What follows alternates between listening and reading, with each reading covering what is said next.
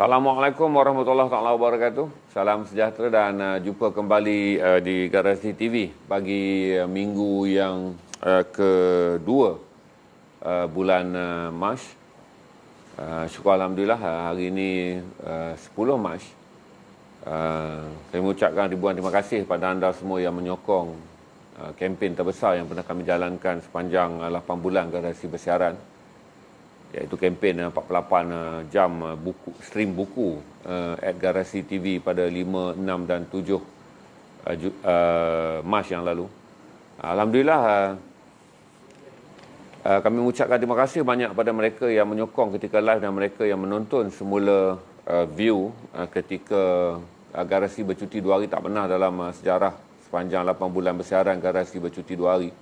Tapi kami memilih untuk bercuti 2 hari untuk memberi laluan kepada video-video yang dimuat naik selepas live untuk bolehkan anda menonton. Dan syukur Alhamdulillah kita telah menerima 70% kenaikan tontonan, iaitu kira-kira 98,000 tontonan ketika after live. Dan sekarang mencapai 172,000 tontonan selepas live. Ini juga memberikan kami rekod walaupun saya menyasarkan dalam tempoh 48 jam bercuti angkanya mencapai 200,000 tontonan.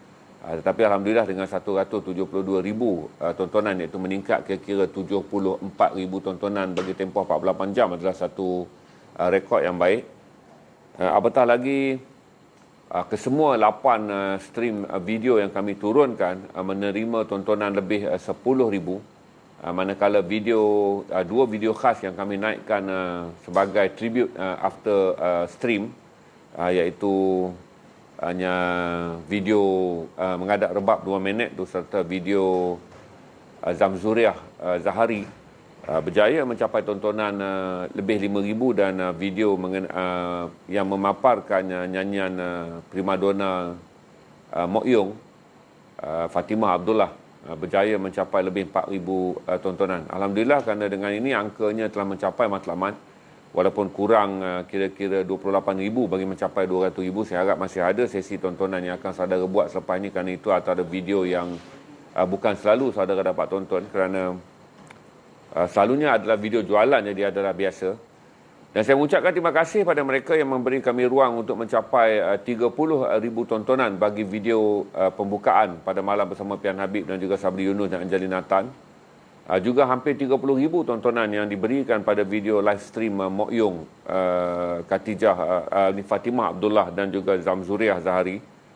Saya fikir ini adalah indikasi yang bagus, kerana satu adalah tidak ada stream yang berjalan di bawah kesemua stream berjalan pada angka purata 250 hingga 600 lebih view pada satu-satu masa.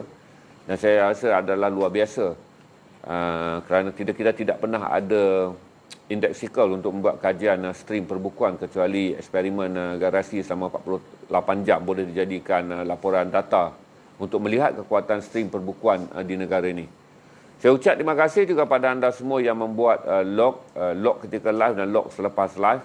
ITBM memaklumkan kepada saya berlaku banyak log selepas live, kerana kemungkinan pada malam siaran tu saya sarankan sekarang semua saudara yang menonton ni, ada berapa orang sekarang 160 orang menaikkan semula iNotify, bagi refresh iNotify anda, kerana saya tak bimbang sekiranya anda tidak refresh iNotify anda, barangkali anda akan miss notification ketika live.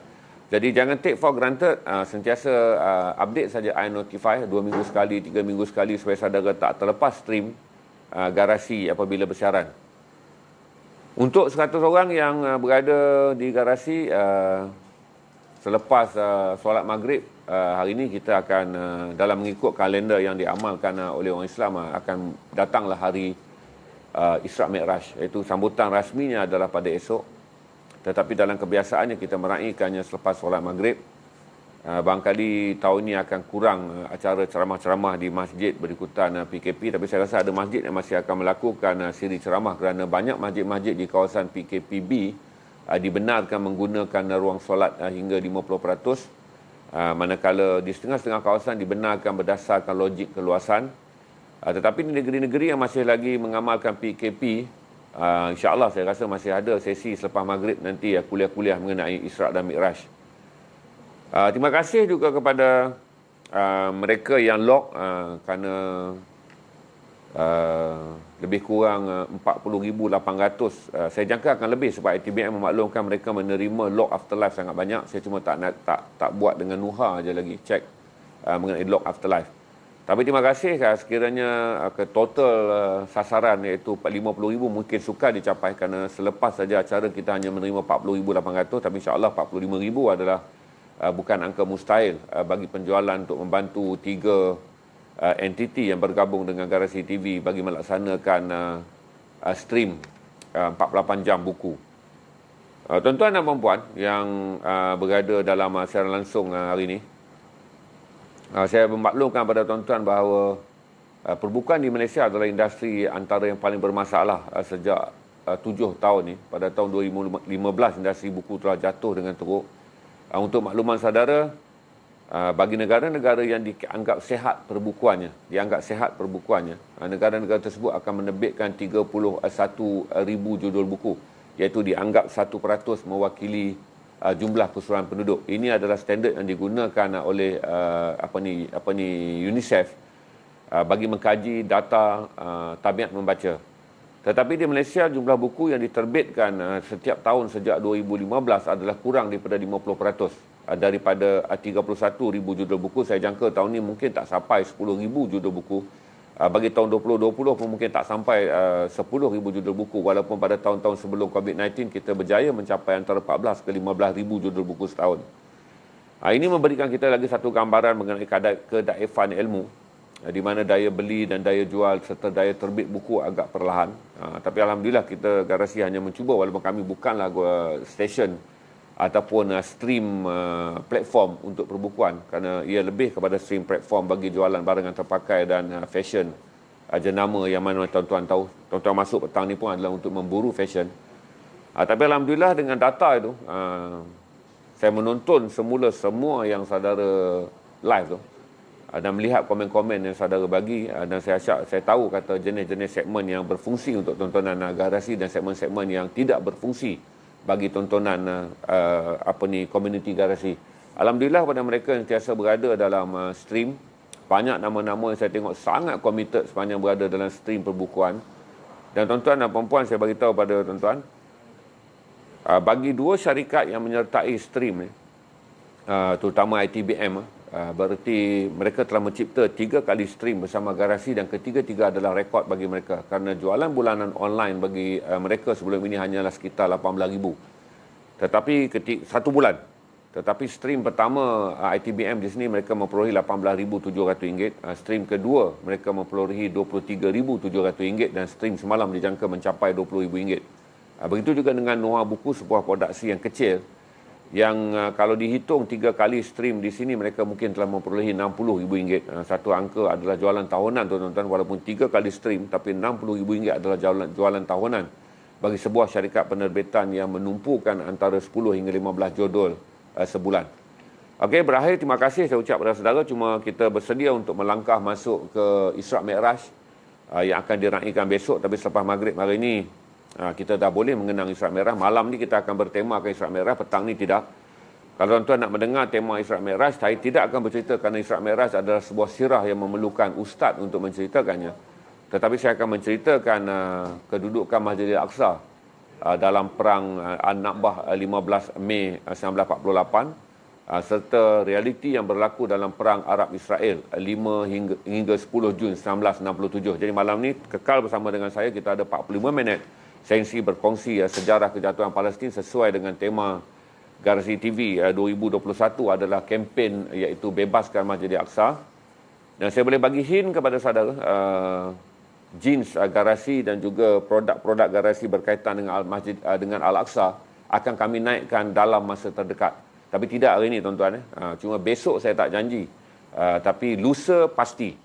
Saudara boleh menganggap 24 ke 48 jam ini adalah tempoh untuk kami menaikkan seluar Garasi jeans straight cut 16 Aussie dan slim fit 16 Aussie, juga jeans slim fit 18 Aussie, serta 400 set kemeja yang kami jual secara combo, menjadikan dia ada 200 set je untuk saudara rebut. 50 helai seluar jeans 16 Aussie, 50 helai seluar jeans 18 Aussie, 5 jaket type 2 yang akan dinaikkan. Tuan-tuan dan puan-puan, petang ni kita akan update beberapa benda iaitu mengenai COVID-19 lagi. Tuan-tuan pun tahu kata ada beberapa isu yang saya jelaskan kepada saudara mengenai terutama kematian di Korea Selatan yang membabitkan 5 penerima suntikan AstraZeneca. Kita akan betulkan dan kita akan kongsi faktanya mungkin yang saudara baca adalah tajuk. Tapi saudara tak baca penuh. Saya semak tadi di Washington Post, di Morning Post, di Nikkei dan juga di beberapa akhbar yang memberi laporan khusus mengenai kes AstraZeneca di Korea Selatan. Pertama saya nak jelaskan kepada saudara, Amerika telah mencapai 82 juta suntikan pada hari Ahad yang lalu. Dan dijangka pada hujung bulan ini Amerika akan mencapai 110 juta suntikan. Pada hujung bulan Mac ni 110 juta suntikan. Menjadi dia negara yang paling pantas menyuntik, di mana daripada 380 juta penduduknya, sasaran Amerika adalah menyuntik sekitar 300 juta dan mereka akan menyuntik hingga 110 juta pada hujung bulan ini. Berarti hujung Mac Amerika menjadi negara pertama yang mencapai imunisasi berkelompok dengan 35% rakyatnya disuntik. Jadual suntikan di Malaysia juga berjalan dengan baik hingga semalam 120,000 lebih kes telah disuntik dan kita dijangka mencapai jadual yang tepat iaitu 500,000 suntikan pada hujung bulan Mac nanti bagi barisan depan plus. Jadi untuk jadual yang saya beritahu kepada saudara bahawa ketika semua negara melaporkan keberkesanan jadual, terutama sekali England ataupun United Kingdom yang mendahului kempen ini, tidak ada angka kematian yang dikaitkan dengan suntikan COVID-19.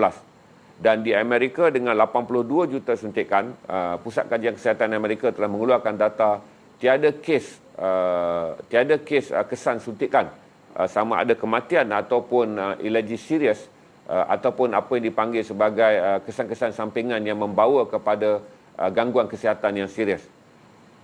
Bagi mereka yang dikelirukan dengan untuk pengetahuan saudara, Amerika dan United Kingdom adalah dua negara yang menggunakan vaksin yang sama iaitu Pfizer. Manakala kes yang berlaku di Korea Selatan, Korea tidak menggunakan Pfizer. Korea memulakan suntikannya dengan menggunakan vaksin AstraZeneca, iaitu vaksin gandingan syarikat.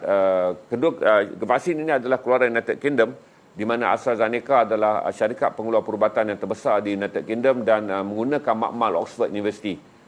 5 kes yang telah pun dikaitkan dengan kematian telah disahkan oleh Korea Selatan tidak kerana vaksin, tetapi mereka yang disuntik sudah pun mempunyai penyakit-penyakit sampingan yang kritikal dan faktor umur. Jadi bagi saudara jangan bimbang kerana tiada apa-apa, dan saya berterima kasih juga kerana beberapa rakan garasi yang telah menerima suntikan juga berkongsi pengalaman mereka di Facebook masing-masing. Cuma saya harap boleh berkongsi juga dalam status hari ini kalau saudara telah disuntik. Kerana ada beberapa yang saya baca dalam posting mereka, mereka baru pulang daripada disuntik, selesai bersuntik sebagai barisan depan. Alhamdulillah, semoga dengan suntikan ini saudara semua menjadi sebahagian daripada negarawan warga marhain yang menyumbang kepada negara untuk meningkatkan usaha Malaysia menjadi negara komuniti berkelompok ataupun komuniti imunisasi berkelompok. Di Malaysia, 32 juta dos vaksin telah disahkan dalam tanda tangan bersama Pfizer. Berarti ketika kita mula-mula membuat perjanjian dengan Pfizer, kita hanya membuat 12.6 juta suntikan, kemudian meningkat kepada 24 juta suntikan telah pun diputuskan. Dengan 32 juta dos yang dibekalkan, kita mampu menyuntik 16 juta rakyat Malaysia dan perjanjian ini mengesahkan Malaysia akan menerima kesemua 32 juta dos vaksin Pfizer sebelum penghujung Disember 2021. Berarti perjanjian dengan Pfizer adalah perjanjian muktamad 32 juta suntikan yang cukup untuk 16 juta rakyat Malaysia dan pelaksanaannya akan dijalankan sebelum 31 hari bulan Disember. Kita sedang menunggu jadual penuh daripada Sinovac yang setakat ini telah menghantar 200,000 bahan suntikan, cukup untuk 100,000 suntikan. Kerana kita belum mendapat jadual penuh daripada Sinovac, berapa banyak total bahan ini yang dibeli oleh Malaysia melalui perjanjian antara Kementerian Sains dan Inovasi yang diketuai oleh YB Khairi Jamaluddin. Kita juga sedang menanti keputusan penuh perjanjian kita dengan AstraZeneca. Dan kita sedang menanti apakah respon Sputnik V daripada Rusia yang juga dianggap sekarang vaksin yang kedua terbaik di dunia dengan kebolehupayaan 93% keberkesanan. Di mana kalau secara rankingnya Pfizer berada di tangga pertama dengan 95% kebolehupayaan suntikan, manakala Sputnik 5 berada di tangga kedua dengan 92% kebolehupayaan keberkesanan suntikan, manakala AstraZeneca berada di tangga yang ketiga dengan 76% kebolehupayaan keberkesanan, manakala Sinovac belum mengeluarkan data terkini tetapi data lama ketika ujian klinikal dia telah mencapai 56% keberkesanan suntikan. Untuk makluman saudara juga bahawa setiap vaksin yang dihantar bukanlah vaksin yang dipanggil formula statik tetapi formula yang dinaik taraf berdasarkan varian serta perkembangan virus. Ini menjadikan jadual berkala ini sangat efisien kerana setiap kali vaksin itu akan sampai maka dia akan diubah suai berdasarkan perkembangan mutasi. Untuk makluman saudara juga tiada negara melaporkan mutasi virus yang berbahaya selepas United Kingdom melaporkan varian 115 dan juga Afrika Selatan melaporkan bahaya virus varian 711. Manakala beberapa varian yang dikenali sebagai varian Zimbabwe apa semua tidak digazetkan sebagai varian berbahaya yang mempunyai kadar jangkitan tertinggi ataupun kadar kesan angka maut yang tinggi. Jadi nampaknya secara globalnya keadaan telah berada dalam keadaan yang terkawal. Dan saya nampak kata kalau kita tengok angka jangkitan semalam hanya 1,200, potensi untuk Malaysia menurunkan aeronautnya kepada 0.6 insya-Allah boleh dicapai pada bulan Mac sekiranya kita berjaya mengekalkan angka jangkitan pada bawah 1,000 pada bulan Mac dan seterusnya menuju kepada angka 500 ke bawah pada awal bulan April dan akhirnya kembali kepada 2 digit pada bulan Mei mengikut strategi yang telah dirancangkan oleh Kementerian Kesihatan Malaysia. Itu update saya kepada saudara untuk kekal positif, untuk kekal committed, untuk kekal tidak prejudis, untuk kekal percaya bahawa menjadi sebahagian daripada komuniti imunisasi berkelompok yang diseru oleh oleh Pertubuhan Kesihatan Sedunia dapat diraihkan oleh rakyat Malaysia dengan positif untuk memastikan apabila dunia mengisytiharkan zon hijau, kita berdoalah tuan-tuan supaya Malaysia menjadi 20 negara pertama yang diisytiharkan zon hijau bagi membolehkan aktiviti ekonomi rentas sempadan di peringkat antarabangsa dapat dilakukan. Ini penting tuan-tuan untuk menjana semula ekonomi kita. Kerana saya telah membaca beberapa pandangan pakar termasuk juga kenyataan Tony Fernandez semalam, sekiranya aktiviti domestik pun dapat dilaksanakan dengan cepat, dia adalah berita yang baik bagi industri penerbangan dan juga industri pelancongan. Saya juga ingin menjelaskan pada saudara-saudara bahawa sekiranya PKP ini dapat dipatuhi oleh rakyat Malaysia dan angka penurunannya cepat kita capai di bawah 1,000, saya jangkalah potensi untuk mencapai bawah 800 sangat cerah pada hujung bulan Mac berdasarkan penurunan angka jangkitan sekarang. Kluster pun tuan-tuan, untuk mengetahui saudara, kita mencatatkan kurang daripada 20 kluster sehari dan kita mencatatkan lebih daripada 20 kluster yang ditutup failnya. Berarti ini adalah satu berita yang baik kerana jangkitan kluster berkurangan dan jangkitan sporadik awam antara yang paling rendah kita catatkan setakat ini, di mana jumlah jangkitan-jangkitan kes yang membabitkan kluster iaitu kelompok yang ramai ini hanyalah di dalam sektor pekerjaan tetapi di kawasan yang terkawal kerana lebih banyak membabitkan industri pembinaan, pembuatan dan juga penghilangan. Saya habiskan situ dulu untuk saudara tahu. Dan lagi satu adalah walaupun spekulasi awal yang saya anggap berita palsu mengatakan 7,000 frontliner yang nak dijadikan vaccinator iaitu mereka yang ditugaskan akan menyuntik pesakit, kononnya terpaksa dan tidak percaya pada suntikan tetapi terbukti palsu kerana akhirnya hari ini semua orang berlumba-lumba untuk mendapatkan suntikan walaupun daripada keseluruhan pekerja Kementerian Kesihatan hanya 112,000 yang akan menerima suntikan tetapi 42,000 Angkatan Tentera Malaysia yang disenaraikan sebagai akan disuntik kesemuanya patuh dan bersetuju untuk menerima suntikan vaksin. Berarti kita ada 42,000 Angkatan Tentera yang bertugas di barisan depan dan kesemua mereka di bawah Kementerian Pertahanan Malaysia bersetuju berada dalam senarai dan akan memulakan suntikan pada bila-bila masa. Jadi tuan-tuan, dalam kes vaksin ni, kekal positif, kekal berfikiran baik. Saudara jangan mencelarukan keadaan apabila saudara menjadi pembenci vaksin, saudara menghasut orang lain untuk membenci vaksin.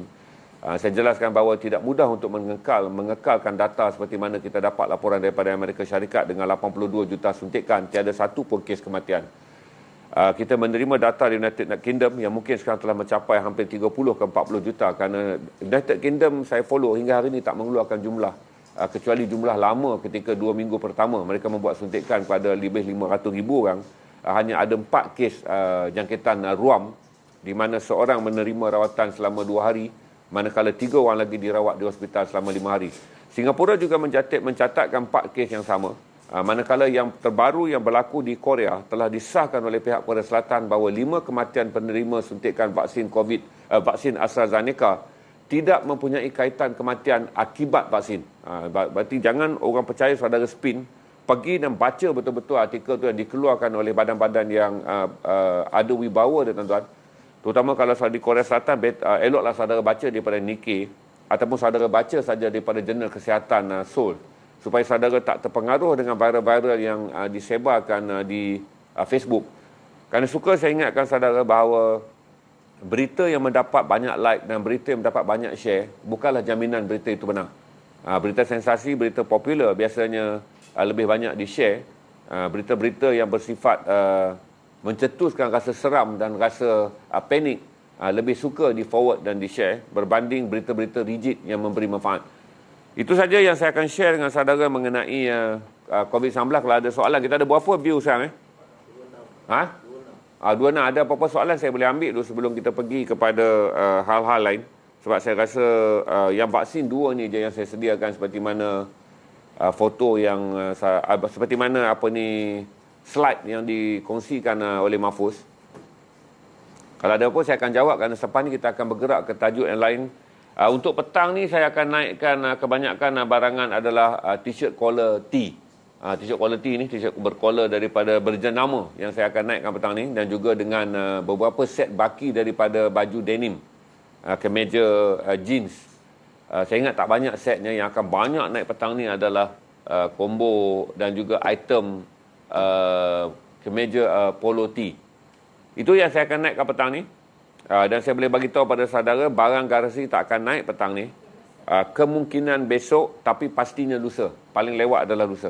Kerana saya sedang memikirkan sama ada sesuai kita naikkan besok. Kerana besok rasanya lebih sesuai kita berdiskusi dan kita bercakap mengenai Isra' Mi'raj daripada apa. Tapi kalau malam ni kita dah selesaikan tugas kita untuk bercakap tentang Isra' Mi'raj dan kaitan peristiwa Isra' Mi'raj lah yang mengangkat kedudukan Baitul Maqdis, kedudukan Masjidil Aqsa dan seterusnya bandar Baitul Maqdis sebagai tempat yang ketiga tersuci bagi orang Islam. Kita share yang tu dulu, dan saya tunggu soalan ya. Kalau ada soalan, kalau tak ada soalan kita akan move.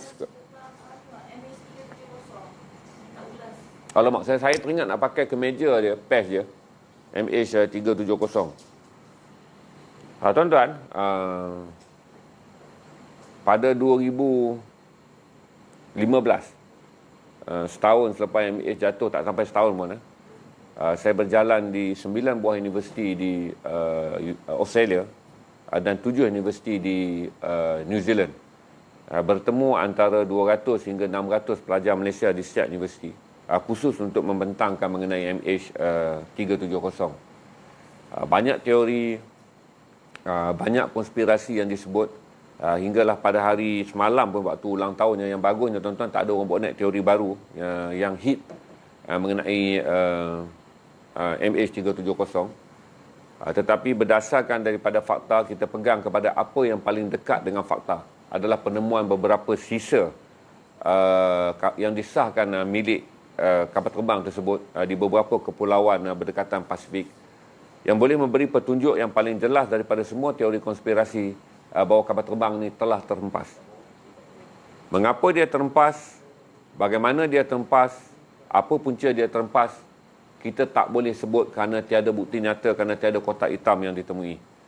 Kerajaan Malaysia dan kerajaan China dan Australia membelanjakan 150 juta USD, berarti hampir 1 bilion ringgit kalau diukur dengan kali 4 dolar, 1 dolar kali 4 ringgit ni tuan-tuan. Berarti kita telah membelanjakan kira-kira 600 juta ringgit untuk operasi mencari kapal ni berdasarkan kawasan yang telah dikenal pasti. Anggarannya sekitar 70,000 batu nautika dengan menggunakan 2 syarikat. Satu syarikat yang berpangkalan di Amerika Syarikat, tapi peringkat yang awal adalah sebuah syarikat yang berpangkalan di Rusia. Kedua-dua syarikat mempunyai teknologi yang tinggi Dalam sesi pencarian, mereka telah menemui banyak benda yang walaupun dia bukanlah kapal MH370, tapi banyak yang mereka temui yang kemudiannya menunjukkan keupayaan teknologi kapal ni sangat tinggi, kapal pencarian di lautan dalam ni sangat tinggi, tetapi tidak menemukan kapal MH370. Teori yang selalu mudah yang saya jelaskan kepada pelajar-pelajar Malaysia yang berada di luar negara ketika saya membentangkannya, saya mengatakan sekiranya anda pergi ke kolam Olimpik, ini adalah analisis ataupun hipotesis yang mudah. Anda pergi ke dalam kolam Olimpik, bersaiz Olimpik, dan anda baling sebiji jarum. Kemudian anda panggil seorang kawan dan mencarinya. Anda tak mungkin menemukannya. Kita baling satu jarum je tuan-tuan, di mana-mana pun, dan kemudian kita minta seorang rakan datang menyelam dan mencarinya. Sebutir jarum dalam sebuah kolam yang bersaiz Olimpik tidak akan ditemui oleh seorang penyelam. Kerana lautan Pasifik, lautan Hindi, keluasannya, serta dengan skala saiz kapal terbang MH370 adalah ibarat 100 kolam Olimpik.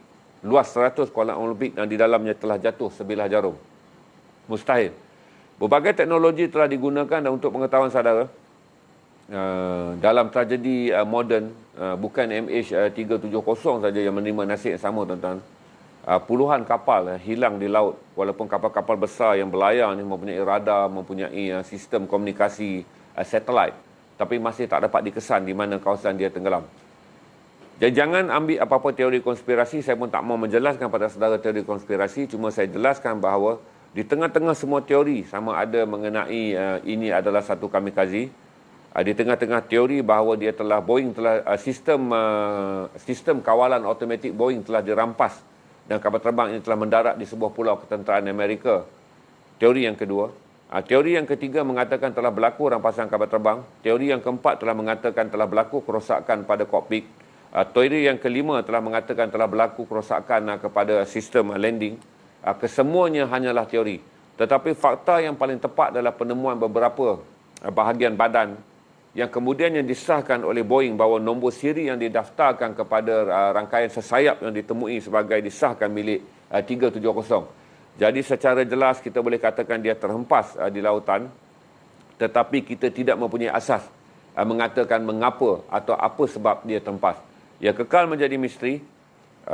Dan kita mengucapkan takziah kepada lebih 260 keluarga yang berada dalam penerbangan yang tragik tu tuan-tuan. Dan ini antara satu daripada peristiwa dunia, bukan Malaysia saja menganggap ini adalah satu kemalangan tragedi yang luar biasa. Industri kapal terbang, seluruh penyiasat antarabangsa, kesemua intelijen kepada mereka yang berminat dengan tragedi kapal terbang terhempas ni tuan-tuan, ada satu persoalan yang besar. Keupayaan dunia untuk meneliti dan mengkaji serta memiliki peralatan serta kemudahan dan kepakaran dalam mengkaji kapal terbang terhempas ni tuan-tuan sangat luar biasa. Bukan teknologi lapuk seperti mana kapal terbang yang hilang di Bermuda Triangle pada tahun 40-an hingga tahun 60-an. Macam-macam teori, ini adalah zon yang dikuasai oleh jin. Mereka menganggap Bermuda Triangle adalah zon yang ditinggalnya makhluk asing, zon di mana di mana masyarakat daripada planet asing UFO membina pusat komunikasinya, hanya terjawab beberapa puluh tahun kemudiannya. Di mana diketahui bahawa kebanyakan kapal terbang terhempas di Bermuda Triangle kerana dia adalah kawasan yang mempunyai serkel angin kosong yang paling besar di dunia. Pada tahun 40-an hingga tahun 70-an tuan-tuan, ketika teknologi belum ada, dunia percaya. Bagi orang Islam, ramai mengatakan di situlah kerajaan jin berkuasa. Bagi orang berada di barat, mereka mengatakan di situlah kerajaan UFO berkuasa. Tetapi akhirnya, setelah dunia mencipta satelit dan dunia dapat mengkaji berbagai vacuum udara, barulah mereka tahu bahawa banyak kapal yang hilang dalam penerbangan di Bermuda Triangle antara Amerika, Jamaica dan Bermuda tu, sebenarnya berpunca kerana di situlah bahagian dunia yang mempunyai kolong angin kosong yang tinggi, di mana apabila kapal terbang melaluinya, dia melalui kolong angin yang tiada tarikan graviti dan menyebabkan dia berputar dan boleh berjatuh dalam laut. Jadi saudara, percayalah bahawa manusia pernah hidup dalam mitos bukan hari ini, tuan-tuan. Masyarakat barat dan masyarakat timur, masyarakat Islam dan masyarakat bukan Islam pun berpuluh-puluh tahun terbabit dengan pelbagai mitos, tetapi teknologi menemukan kebenaran berdekad-dekad kemudian. Kita berharap juga selepas ini ada teknologi yang boleh mengesan, walaupun kita dah rasa kita ada yang terbaik, tetapi teknologi yang ada tidak berkesan. untuk mengesan terutamanya di kedalaman yang disebutkan sebagai lereng pegunungan di perut bumi. Tuan-tuan, saya cerita dekat tuan-tuan apa yang dikatakan oleh oceanologi. Oceanologi adalah pakar mengenai lautan. Di perut laut, permukaannya juga seperti bumi. Dia mempunyai gunung ganang. Dipercayai bahawa kawasan luas itulah yang menyebabkan jatuhnya MH370 dan radar untuk scanning tidak berfungsi kerana gangguan kawasan. Tuan-tuan, laut semua tak pamah. Bukan semua dasar laut adalah pamah. Dasar laut mempunyai gunung ganang yang sama seperti daratan kerana sebahagian besar laut berasal dari daratan. Jadi ini yang menyebabkan scanner yang digunakan oleh semua syarikat tidak mampu pergi kepada jurang ataupun lurah yang kedalamannya antara 200 hingga 400 meter di kawasan pencarian dilaksanakan. Ini antara laporan yang dikeluarkan oleh mereka yang mempunyai teknologi kapal pencari dengan mengatakan teknologi yang ada sekarang sukar untuk mengesan kapal yang jatuh di kawasan yang permukaan laut adalah bentuknya bergunung ganang. Itu saja yang saya boleh jelaskan kepada saudara beberapa kajian saintifik yang dibuat oleh semua mereka yang terlibat dalam ujian pencarian MH370 dengan keluasan pencarian 70,000 batu nautika bagi pencarian kali kedua, manakala pencarian kali pertama membabitkan 50,000 batu nautika. Berarti 120,000 batu nautika telah pun dijelajahi oleh dua syarikat yang mendapat kontrak pencarian tetapi masih gagal menemukannya. Kecuali beberapa cebisan yang disahkan oleh Boeing sebagai cebisan yang, sebab dalam kapal terbang tuan-tuan, tiap kompartmen bodi digazetkan nombor. Berarti sekiranya pecah, mereka tahu itu milik komponen yang mana. Komponen yang ditemukan di kepulauan-kepulauan berdekatan dengan lautan Pasifik mengesahkan bahawa komponen yang ditemui adalah komponen milik MH370. Jadi setakat fakta yang ada, kita kena terima secara sains dia terhempas di lautan. Itu aja. Kalau tak ada apa-apa, kita ada apa-apa lagi tak?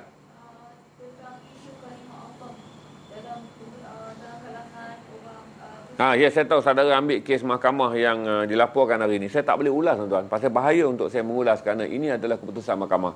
Contempt of court.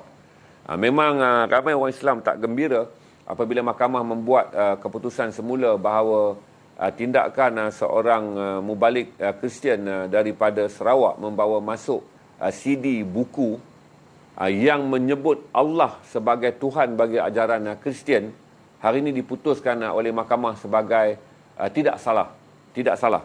Berarti pendakwa raya terpaksa mengkaji semula sama ada untuk mendakwa sekali lagi dan membawa kes ni ke peringkat yang lebih tinggi. Kerana kita telah melalui forum yang panjang mengenai perkara ni, tuan-tuan. Walaupun ada beberapa teguran termasuk tindakan yang nak dikenakan kepada Tuan Guru Haji Abdul Hadi, meletakkan semua orang dalam keadaan berhati-hati, terutama saya yang stream live ni, tuan-tuan. Kerana kenyataan saya akan boleh digunakan oleh mereka yang pro-Kristian dalam kes ni untuk menyaman saya dengan tuduhan menghina keputusan mahkamah. Saya tak ada apa-apa dengan keputusan mahkamah, cuma saya berharap rayuan dilakukan oleh pihak pendakwa raya.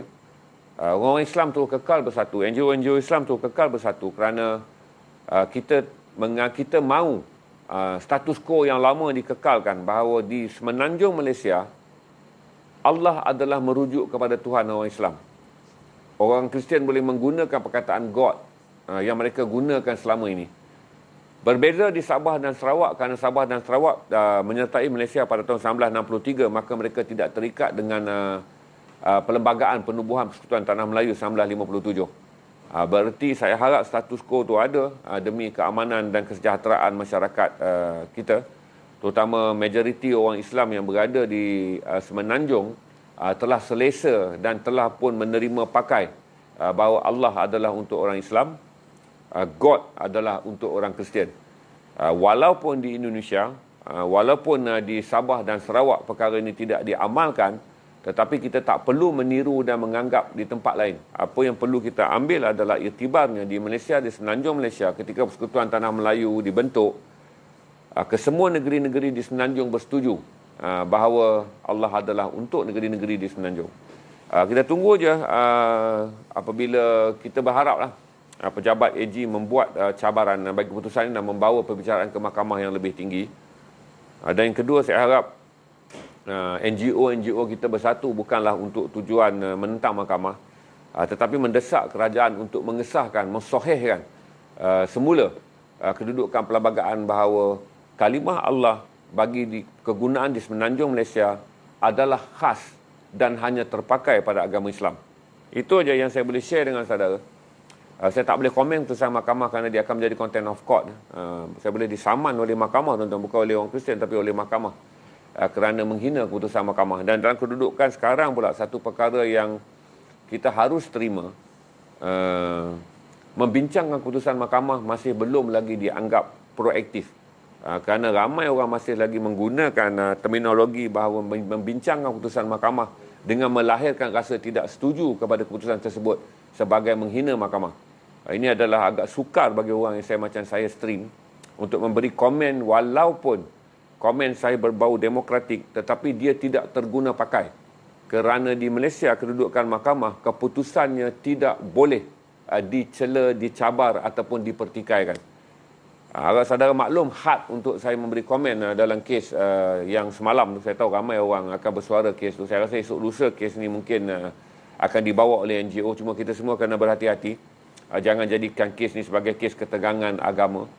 Dan juga saudara pun kalau naikkan status, berhati-hati. Jangan jadikan kerana kes ni saudara akan didakwa menghina mahkamah. Itu aja.